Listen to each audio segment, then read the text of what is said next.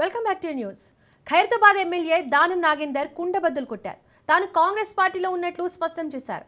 Car గుర్తుపై గెలిచిన దానం కాంగ్రెస్ లో చేరినట్లు బీఆర్ఎస్ పార్టీ ఎప్పుడో స్పీకర్ కు ఫిర్యాదు చేసింది. చాలా రోజుల నుండి ఫిరాయింపు ఎమ్మెల్యేలపై చర్యలు లేవు. కానీ ఇప్పుడు దానం నాగేందర్ స్వయంగా తాను కాంగ్రెస్ పార్టీలో ఉన్నట్లు ప్రకటించడం విశేషం. గతంలో ఆయన కాంగ్రెస్ ఎంపీగాను పోటీ చేసి ఓడిపోయారు. అనర్హత వేటు పడితే వచ్చే ఎన్నికల్లో పోటీ చేసేందుకు ఇబ్బందులు వస్తాయని దానం అనుకుంటున్నారా? రాజీనామా చేస్తే అనర్హత ఇష్యూ అటకెక్కుతోందని దానం భావిస్తున్నారా అనేది పొలిటికల్ సర్కిల్స్లో వినిపిస్తున్న మాట. హైదరాబాద్ కేంద్రంగా రాజకీయాలు చేసే దానం నాగేందర్కు జీహెచ్ఎంసీ ఎన్నికలు కీలకం. కాంగ్రెస్ పార్టీని గెలిపించి ఉన్నత పదవి సాధించాలనే పట్టుదలతో ఉన్నట్లు సమాచారం. అనర్హత అంశం, జీహెచ్ఎంసీ ఎన్నికలు, దానం నాగేందర్ రాజీనామా చేస్తే వచ్చే రాజకీయ మార్పులపై పొలిటికల్ సర్కిల్స్లో చర్చ జరుగుతోంది.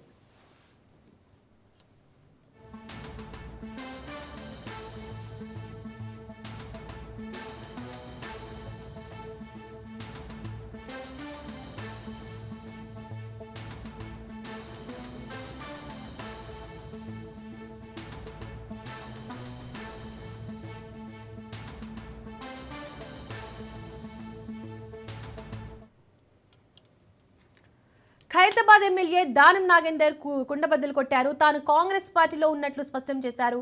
కారు గుర్తుపై గెలిచిన దానం కాంగ్రెస్ లో చేరినట్లు బీఆర్ఎస్ పార్టీ ఎప్పుడో స్పీకర్ కు ఫిర్యాదు చేసింది. రైట్, ఇదే అంశానికి సంబంధించి మోర్ ఇన్ఫర్మేషన్ మా ఇన్పుట్ ఎడిటర్ శ్రీకాంత్ అందిస్తారు. Deepika, good afternoon. Thank you. So Danam Nagender ఇప్పటి వరకు కూడా ఆయన స్పీకర్ విచారణకు హాజరయ్యేటువంటి టైంలో, ఒకవైపు స్పీకర్ విచారణలు నడుస్తున్నటువంటి టైంలో, కడియం దానం విషయంలో ఒక సస్పెన్స్ కొనసాగుతున్నటువంటి టైంలో దానం నాగేందర్ కుండబద్దలు కొట్టేశారు. నేను ఏ పార్టీలో ఉంటే ఆ పార్టీనే జీహెచ్ఎంసీ ఎన్నికల్లో గెలుస్తుంది, నేను కాంగ్రెస్ పార్టీలోనే ఉన్నాను. ఆయన చేసినటువంటి కామెంట్స్ ఏవైతున్నాయో ఒక్కసారిగా షేక్ చేసిందని చెప్పాలి. సో మిగతా 9 మంది ఎమ్మెల్యేలు ఏ పార్టీలో ఉన్నామో చెప్పుకోలేనటువంటి పరిస్థితి. వాళ్ళు అటు బీఆర్ఎస్లో పార్టీ ఆఫీసులకు పోయింది లేదు, బీఆర్ఎస్ పార్టీలో ఉన్నామని పార్టీ కండువాలు కప్పుకున్నది లేదు. బట్ అభివృద్ధి కోసం ముఖ్యమంత్రిని కలిసినాం, మేము దేవుని కండువాలు కప్పుకున్నాం అని చేస్తున్నటువంటి పరిస్థితి. ఇట్లాంటి నేపథ్యంలో రేపు జీహెచ్ఎంసీ ఎన్నికలు కూడా రాబోతున్నాయి. హైదరాబాద్ మహానగరంగా విస్తరించబోతోంది. సో 2000 చదరపు కిలోమీటర్లతో హైదరాబాద్ విస్తరిస్తున్నటువంటి క్రమంలో కాంగ్రెస్ పార్టీలోనే ఉన్న ఆయన ఏ పార్టీలు ఉంటే ఆ పార్టీ విజయం సాధిస్తుందని దానం నాగేందర్ చేసినటువంటి కమెంట్ ఇక వేటుకు సిద్ధమైనట్టు పక్కాగా కనిపిస్తోంది. స్పీకర్ ఇప్పటికైనా వేటు వేయకపోతే, నిర్ణయం తీసుకోకపోతే ఇది పూర్తి వ్యవస్థ మీదనే ఒక మచ్చగా, ఒక మరకగా పడుతుందని చెప్పడంలో ఎట్లాంటి సందేహం లేదు.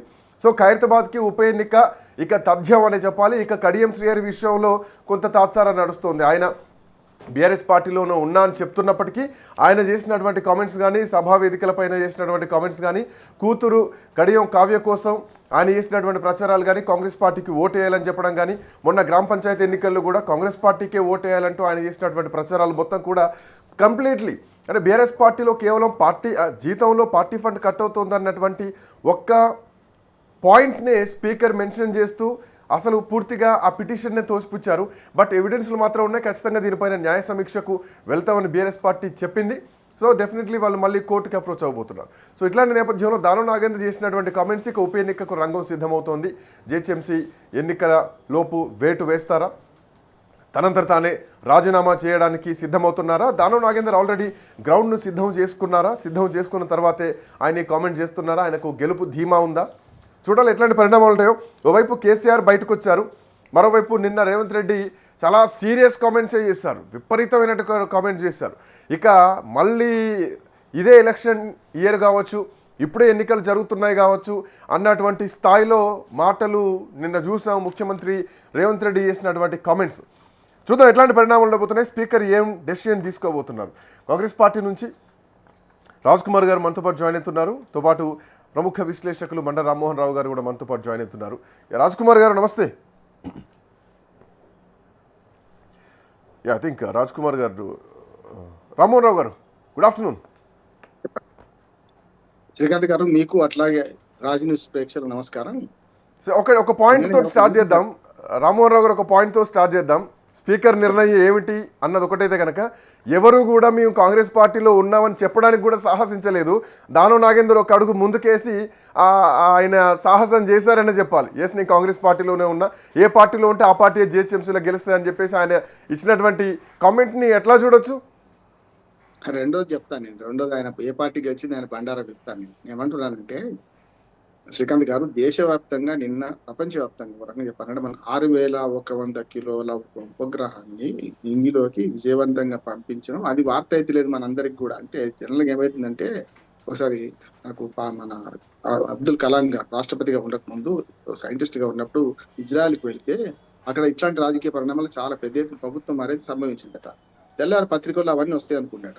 తెల్లారి మాత్రం ఒక రైతు తక్కువ నీటితో ఎక్కువ పంట పండించిన రైతు విజయగాథన గురించి పత్రికల్లో ఫ్రంట్ పేజీలో వచ్చింది. అప్పటికి మీడియాలో ఇంత పెద్ద ఎత్తున ఎలక్ట్రానిక్ మీడియా లేదు. ఎందుకు చెప్తున్నానంటే, అది వార్తలకు ఇచ్చే ప్రాధాన్యత. ఇజ్రాయెల్ అనే దేశం మన దగ్గర దుర్మార్గమైన తిట్టుకోనడం, తన్నుకోవడం, ఇట్లాంటి దుర్మార్గమైన మాటలు మాట్లాడుతుంటే నాకు అనిపించింది ఏంటంటే, నిన్ననే 6100 కిలోల భారీ ఉపగ్రహాన్ని మనం పైకి పంపి వాళ్ళ విజయోత్సవం జరుపుకుంటుంటే అది వార్త అయితే లేదు మనకు.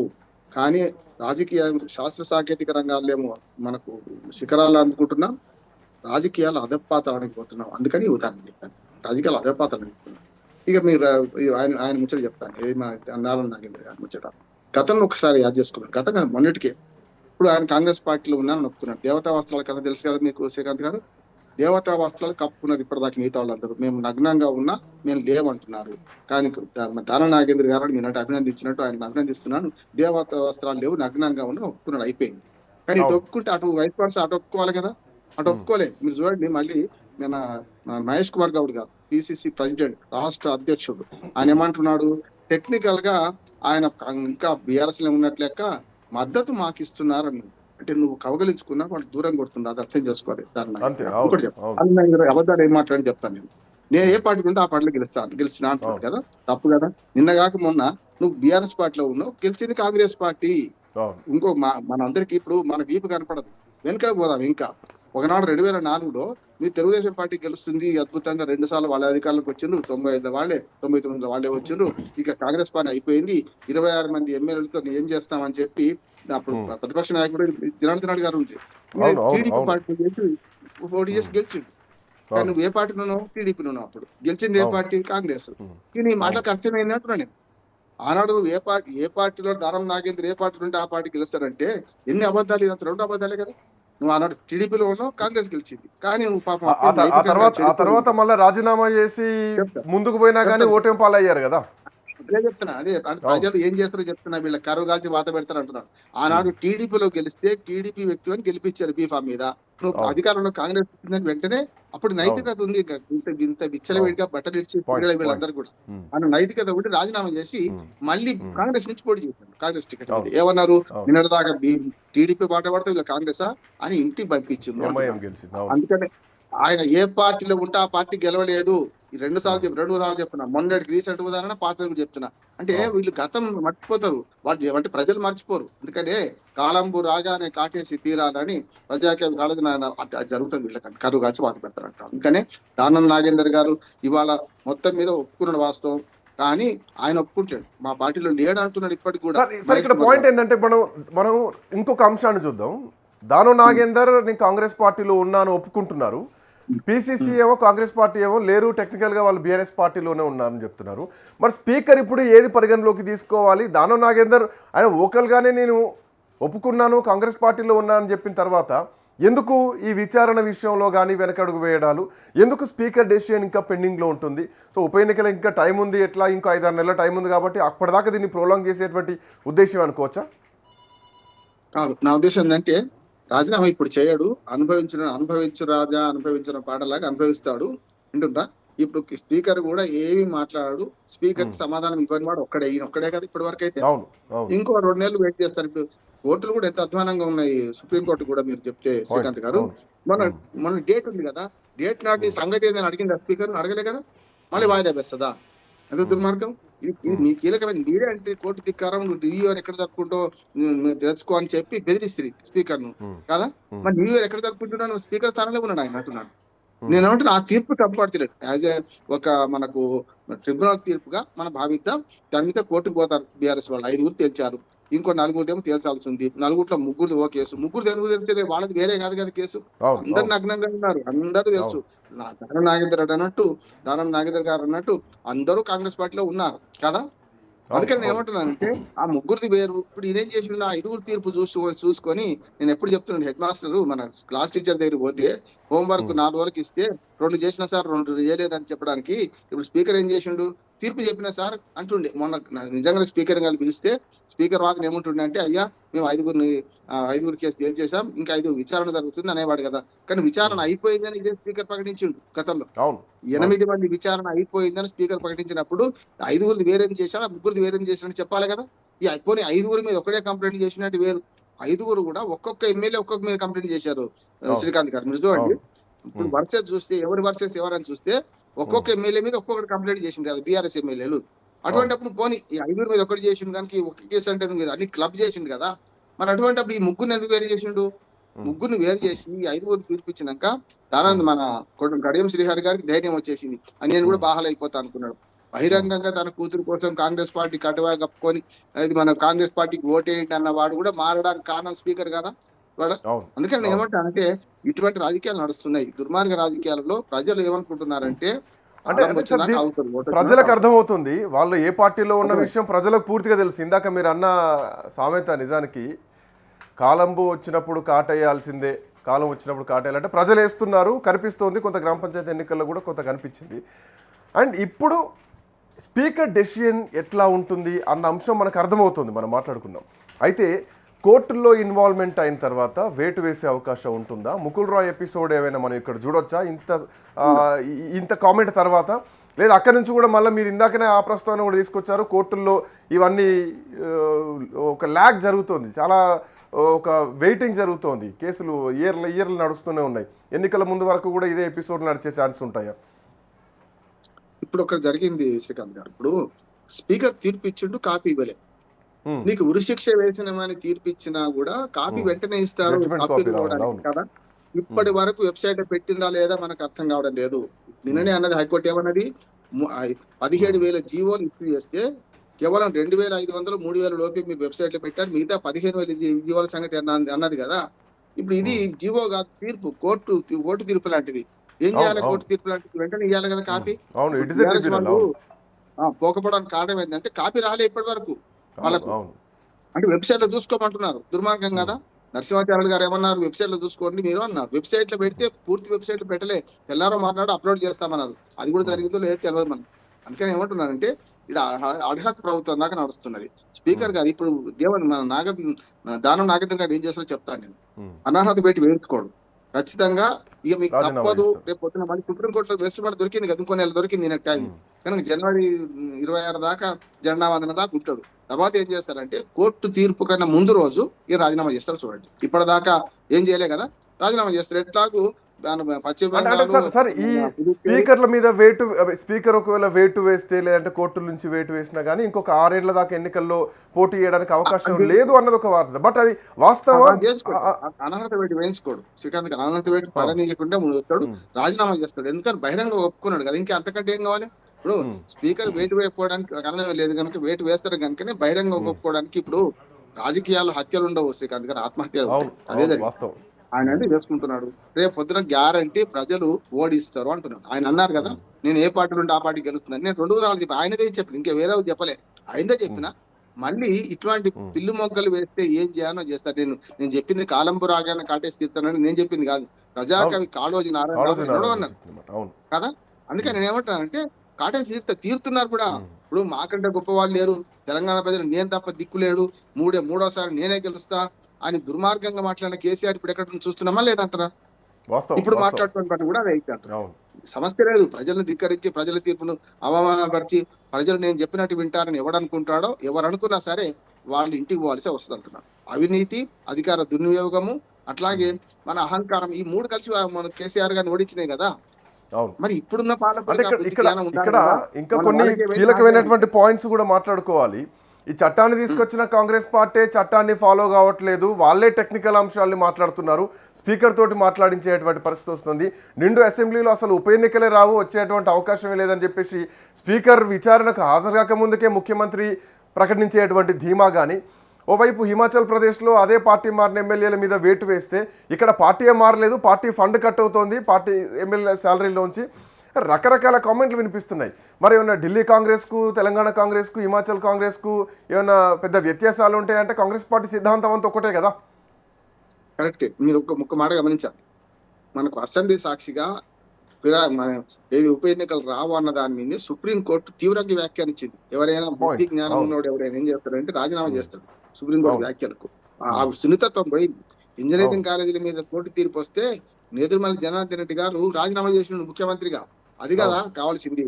లాల్ బహదూర్ శాస్త్రి గారు ఒక రైలు ప్రమాదం జరిగితే నైతిక బాధ్యత వహించి రాజీనామా చేసిన మంత్రిగా. నైతిక బాధ్యతలు ఎక్కడ లేవు. అందుకని సుప్రీంకోర్టు ఏమన్నది, రేవంత్ రెడ్డి పట్ల ముఖ్యమంత్రి ఉండి స్పీకర్ ను ప్రభావితం చేసే మాటలు ఎట్లా మాట్లాడను, మా కోర్టు పరిధిలో ఉంది కదా, నువ్వు ఎట్లా మాట్లాడినామని అభిశంసించింది కదా. ఇప్పటికైనా చాలా వాటిల్లో మీరు అట్లా తప్పు చేస్తున్నారు, చేయకండి అని మందలించింది కదా. మరి మందలించిన దానికి ఏమైనా ఉంటే వేరే ఉంటుండే. ఇప్పుడు దున్నపోతు మీద వానబడ్డట్టు, లేకుంటే ఎంత పొడిచినా నడవనట్టు ఎద్దులాగానే ఉంటే ఎవడేం చేయలేదు. ఒకటి. రెండోది చెప్తాను, ఒకవేళ నిజంగానే మీరు కోర్టులో అన్నారు కదా, ఇప్పుడు వీళ్ళు కోర్టుకు పోవాలంటే ఆ కాపీ రావాలి, కోర్టుకు పోతారు. రేపు పొద్దున ఇప్పుడు ఈ పిటిషన్ ముగుస్తుంది మన శ్రీకాంత్ గారు, ఎట్లా చెప్తాను.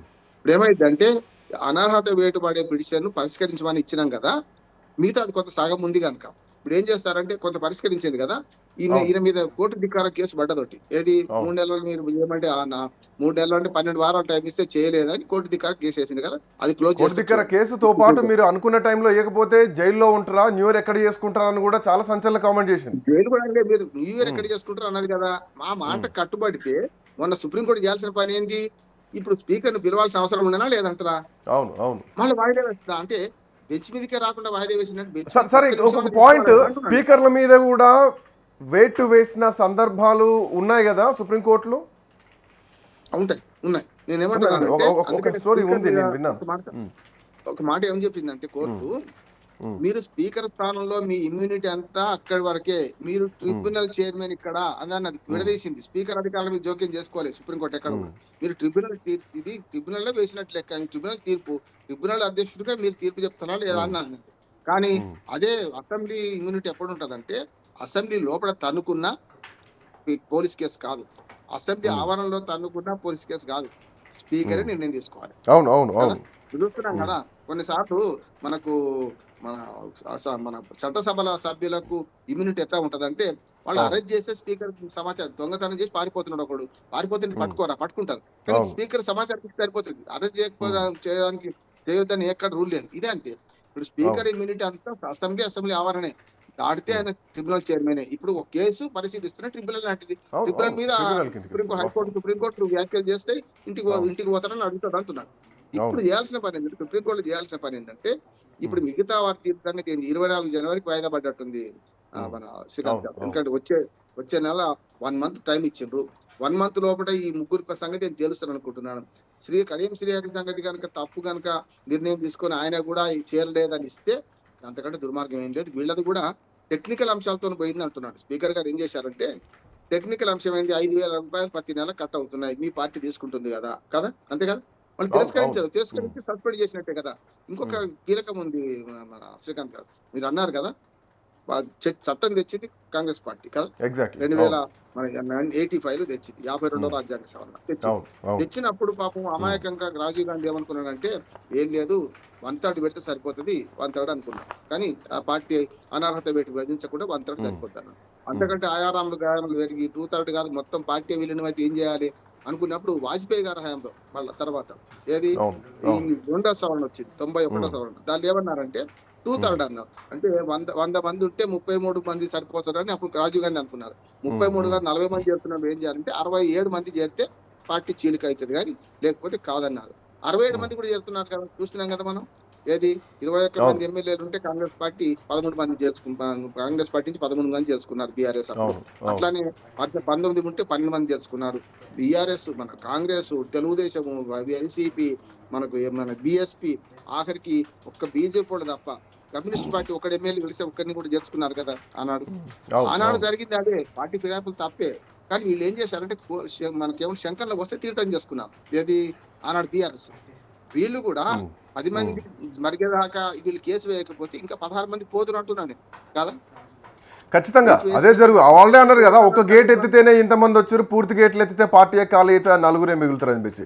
కానీ ఇక్కడ పాయింట్ ఏంటంటే రామారావు గారు, ఇక్కడ పాయింట్ ఏంటంటే స్పీకర్లు రాజ్యాంగ రక్షణగా ఉండాల్సినటువంటి స్పీకర్లు అధికార పార్టీకి షీల్డ్గా వ్యవహరిస్తున్నారు, కుర్చీ వెనక వాళ్ళు దాచుకోవట్లేదు, వీళ్ళే దాచిపెడుతున్నారు అన్నది స్పష్టంగా కనిపిస్తోంది.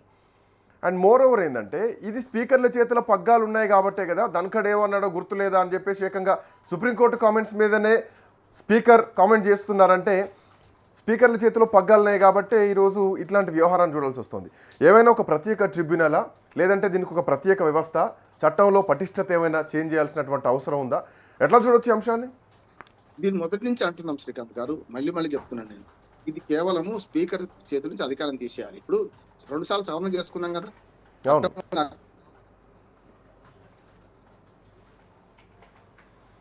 ఐ థింక్ వాయిస్ రావట్లేదు రామారావు గారిది. రామారావు గారు ప్లీజ్ మ్యూట్ లో ఉన్నట్టుంది ఒక్కసారి. శ్రీకాంత్ గారు స్థూలంగా ఒకటే మొదటి చెప్తాను, దీనికి పరిష్కారం ఇక్కడ లేదు, స్పీకర్ దగ్గర లేదు. సుప్రీంకోర్టు ఏం చేయాలంటే గతంలో 2 ఏళ్ళు శిక్ష పడితే పదవి పోవాలని ఎట్లా సూచించిందో చట్టం చేయలేదు సుప్రీంకోర్టు, మీరు చెయ్యండి అన్నది కదా, మరి దాన్ని పాటించారు కదా. రాహుల్ గాంధీ లక్షద్వీప్ ఎమ్మెల్యే ఎంపీ పదవి పోయింది కదా. ఇది కూడా ఏమంటున్నాడు సుప్రీంకోర్టు, ఈ శశపిషలు వద్దిగా స్పీకర్ల అధికారులను జోక్యం చేసుకోవద్దా ఇవన్నీ వద్దు, వాటి రాజ్యాంగ పదవులు ఉన్నారు, దుర్మార్గాలు చేస్తున్నారు, కనుక ఏం చేయాలంటే దీన్ని ఎలక్షన్ కమిషన్ కి అప్పచెప్పాలంటున్నాం. ఏం లేదు, ఏ బీఫామ్ అయితే ఆమోదిస్తుందో ఎలక్షన్ కమిషన్ దగ్గర ఆమోదిస్తుంది కదా. మీరు వితౌట్ బీఫామ్ నేను కాంగ్రెస్ పార్టీ నేను వేస్తే చెల్లదు కదా. ఎవరు ఆమోదిస్తున్నారు? బీఫామ్ చూసిన ఎలక్షన్ కమిషన్. నేనేమంటున్నా అంటే రాష్ట్రంలో అయితేనేమో స్టేట్ ఎలక్షన్ కమిషన్, అక్కడ అయితేనేమో నేషనల్ ఎలక్షన్ కమిషన్. ఈ రెండు ఏం చేయాలి, వాళ్ళకి అప్పచెప్పాలి అధికారాలు. సుప్రీంకోర్టు సూచన చేయండి, చట్టాలు చేసే అధికారం మాకు లేదు, చట్టాలు చేసే అధికారం కేవలం పార్లమెంట్ కే ఉంది, చట్టసభలకే ఉందని సుప్రీంకోర్టు ఎప్పటి నుంచో ఉంటుంది కదా. అయ్యా మీరు చట్టం చేయండి అని సూచించవచ్చు కదా. మాకు ఇబ్బంది తీసుకురాకండి, మాట్లాడితే స్పీకర్ అధికారాలు, గవర్నర్ అధికారాలు, రాష్ట్రపతి అధికారాలు మనం ఉల్లంఘించి మేము ఏం చేయలేకపోతున్నాం కనుక మీరు ఎలక్షన్ కమిషన్ కి అప్పచెప్పిన సూచన చేయండి. ఇప్పుడు అంతేందుకు, ఇప్పుడు వాజ్పేయి గవర్నమెంట్ మన మోడీ గవర్నమెంట్ ఏం చేస్తుంది, ఇవి చూసుకుంటా కూర్చుంది కదా. వాళ్ళు ఒక్కరు మారతలేదు. నిజంగా చెప్పాలంటే వాళ్ళు మొత్తం పార్టీనే మార్చుకున్నారు. మొత్తం అస్సాంలో ఏం జరిగింది, వాళ్ళు తక్కువలేం కాదు, అస్సాంలో ఏం జరిగింది, మధ్యప్రదేశ్ ఏం, ఛత్తీస్గఢ్ ఏం చూసినాం కదా శ్రీకాంత్ గారు. నేనేమంటున్నానంటే ఎవరు అతీతం కాదు. వీళ్ళు లబ్ధి పొందినప్పుడేమో ఈ చట్టం పనికి వస్తుంది అనుకుంటున్నారు, నష్టపోయినప్పుడేమో అరుస్తున్నారు, బేల అర్పులు వస్తున్నారు. నేను ఏ పార్టీకి ఆ పార్టీ రాజకీయాలు చేస్తూ కాలం గడుపుతున్నారే తప్ప పద్ధతిగా చట్ట ప్రకారం పోయేటువంటి పరిస్థితులు భారతదేశంలో కనిపించట్లా. కోర్టులు కూడా తప్పు చేస్తున్నాయి శ్రీకాంత్ గారు. కోర్టులు ఏం చేయాలంటే దీనికి పరిష్కారం చెప్తారా, ఈ డ్రామా ఇట్లా నడవాలంటారా అంటున్నాడు. కోర్టులు ఏం చేయాలంటే చెప్పండి, సలహా ఇవ్వండి, చేయకపోతే వేరు. సలహా ఇచ్చింది కదా, మొన్నటిదాకా ఏమన్నారు, ఎలక్షన్ కమిషన్ నియామకంలో మమ్మల్ని కూడా చేర్చుకొని సలహా ఇచ్చాను. ఈ చూడండి చాలా మంది ఏమనుకుంటున్నారంటే ఎలక్షన్ కమిషన్ నియామకంలో సుప్రీంకోర్టు ప్రధాన తప్పించారు. తప్పించలే. కాంగ్రెస్ వాళ్ళ దుర్మార్గంగా తప్పుడు మాట మాట్లాడు, తప్పించలే. మమ్మల్ని కూడా చేర్చుకున్నాను, నేను దాన్ని వ్యతిరేకించిన. సుప్రీంకోర్టు ప్రధాన న్యాయమూర్తి అందులో సభ్యుడైతే రేపు పొద్దున ఎలక్షన్ కమిషన్ తప్పు చేస్తే తీర్పు మీరే చెప్పాలి కదా. మీరు నియమించిన మీరు చెప్తారు, మీ తప్పే అయింది కదా కదా. అర్థం కావడం కోర్టులు కూడా ఎంత కృతకంగా ఆలోచన చేస్తున్నాయంటే వాళ్ళ అధికార పరిధిని వాళ్ళే తగ్గించుకుంటున్నారు. వాళ్ళు సలహా ఏమి ఇచ్చారంటే సిబిఐ డైరెక్టర్ వేరు. సిబిఐ డైరెక్టర్ అంటే డైరెక్ట్ గా సిబిఐ డైరెక్టర్ నేర విచారణ సంస్థ, దానికి సుప్రీంకోర్టు ప్రధాన న్యాయమూర్తి కూడా ఉంటాడు, అందులో ఉన్నాడు కూడా. ఏది ఎంపికలు, డైరెక్టర్ ఎంపికలు. అట్లా మాకు ఇందులో ఏమన్నారు, ఏది ఎలక్షన్ కమిషన్, అది తప్పు అంటున్నాడు. ఎలక్షన్ కమిషనర్ చాలా కేసులు పరిష్కరించాలి, ఎలక్షన్ కమిషన్ మీద కేసులు పడతాయి, మళ్ళీ మీరే పరిష్కరించాలి. మీరే కనుక ఎంపిక కమిటీలో ఉంటే కష్టం కదా. ఇప్పుడు అందుకనే ఇప్పుడు ఎవరున్నారు ఎంపిక కమిటీలో, ప్రధానమంత్రి, ప్రధాన ప్రతిపక్ష నాయకుడు, ఒక మంత్రి, ఇద్దరు అటు అవుతున్నారు. ఎప్పుడైతుంది ముగ్గురు ఉన్నప్పుడు ఇద్దరు అధికార పార్టీకి చెందిన వాళ్ళు ఉంటారు. రేపు సుప్రీంకోర్టు ప్రధాన న్యాయమూర్తి వస్తే ఇద్దరిని కాదని మళ్ళీ కాదు పుల్ల అంటాడా, అటుగానే ఉంటాడు కదా. అందుకని ఇది తప్పు అంటున్నాను. ఇప్పుడు ఏమైనా సరే ఇది ఒక సంవత్సరం జరుగుతుంది ఫిరాయింపుల వ్యవహారం, ఇప్పుడు అంతా లాగేదిగా. దాని నాకైతే రాజీనామా గ్యారెంటీ. చూద్దాం, మీరు అన్నట్టు ఎపిసోడ్ ఇంకా కంటిన్యూ నడుస్తూనే ఉంటాయా డైలీ సీరియల్ లాగా, లేదంటే దీనికి ఒక ఎండ్ కార్డ్ ఏమైనా వచ్చేటువంటి అవకాశం ఉందా? స్పీకర్ నిర్ణయం ఏం తీసుకుంటారు? సో దానం నాగేందర్ విషయంలో నేను ఏ పార్టీలో ఉంటే ఆ పార్టీలో గెలుస్తుంది, కాంగ్రెస్ పార్టీలోనే ఉన్నా అని చెప్పిన తర్వాత కూడా ఇప్పుడు ఏం జరగబోతోంది, స్పీకర్ నిర్ణయం ఎట్లా ఉండబోతోంది? బట్ కాంగ్రెస్ పార్టీ పీసీసీ మాత్రం టెక్నికల్గా వాళ్ళు బీఆర్ఎస్ పార్టీ అని మాట్లాడుతారు. సో టెక్నికల్ వర్సెస్ నైతికత మధ్యలో ఈ తెలంగాణలో పార్టీ మారినటువంటి ఎమ్మెల్యేల పరిస్థితి కొట్లాడుతుంది. చూద్దాం. బట్ ఒక పాయింట్ మాత్రం నిజం, కాలం వచ్చినప్పుడు మాత్రం ఖచ్చితంగా కాటేస్తారు ప్రజలని చెప్పడంలో మనకు ఎగ్జాంపుల్స్ మన కళ్ళ ముందే కనిపిస్తున్నాయి, ఎన్నికల్లో చూస్తూనే ఉన్నాం.